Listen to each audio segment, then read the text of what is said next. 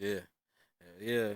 Yeah, man. But shit, like with the music shit, like you kept going, you know what I'm saying? But like I remember when you was super hot, bro, like in the on the underground scene, like we said with the Timbuktu, and then you had end up like just disappearing. You had got locked up. You know My what I'm life. saying? Like, and it was just it shocked me because I'm like, damn, like bro was going crazy, like he was on the come up. You know what I'm saying? Then he just disappeared. Like what did you have to sit down for if you want See, to talk about it? okay, I'm gonna explain that, but this is crazy, right? Mm.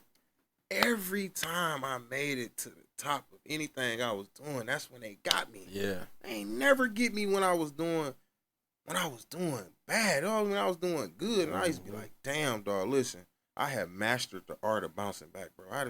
They done sit me down so many motherfucking times. The first initial time was I think I had a first time they sit me down.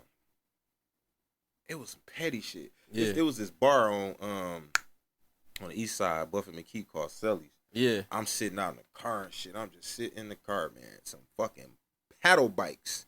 They pull up, jump in front of my shit, man. They find like 4, 5 sacks of weed and shit. Yeah. I tell them I smoke, but this like my third time getting caught with a couple sacks. Yeah. So what they did was they called it second sequence class I felony. So the motherfuckers gave me 18 months in house correction for 5 bags of weed. I was so pissed. But the problem was I feel like they couldn't get me for nothing else because I kept beating bigger shit. So they like, man, I gotta get this nigga, and they got me for that shit. That was the first time. The next time when I go to jail, do this stretch, I go to jail to stretch. My cousin, that nigga locked up. He locked up already. They lock him up. I'm in his truck in his name. They find some shit in the truck. Now I knew that they was gonna put that shit on cuz Yeah. if I didn't take it, cause the car in his name. Anytime you get pulled over with a nigga and the car in one of y'all name was ever in here, if the one person don't take it, the other person gonna get it. And that's exactly what happened. And I was like, I can't see cause my cousin, they already finna give him 10. So I'm like, man, I ain't finna get this nigga no, cause the average nigga, the shiesty nigga would be like, shit, he already finna get 10. He might as well take the rest. I wasn't finna let cuz take the rest of that time. So I took it because, Right. like I say, that was my cousin.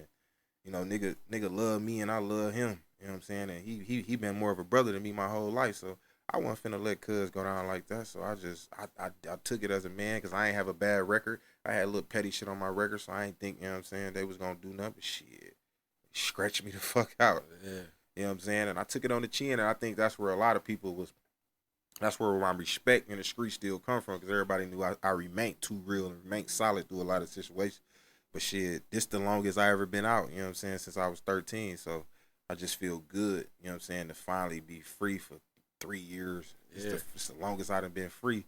And like now I'm just trying to stay free because I feel like I mastered the art of bouncing back. Like every time I came back, I always reinvented myself, figured out what was going on, and seen where I could create me a lane in it. Because I never was the type of nigga like, I'm more of an innovator. I'm not a follower. Like Right. I don't like following shit. I like creating things and people piggyback off what I'm doing instead of me watching what they doing and piggyback off what they were doing. Now you can always add stuff to you, but I always tell people when you add stuff you get from people, make sure you make it yours somehow.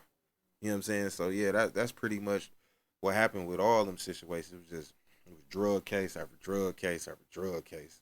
And the nigga just kept getting knocked. Then I had a DV. You know what I'm saying? Yeah. The bitch called the police on me. I called my PO, lied on me, all kind of shit, bro. I was in so much trouble from 13 to 33. It was crazy. Yeah.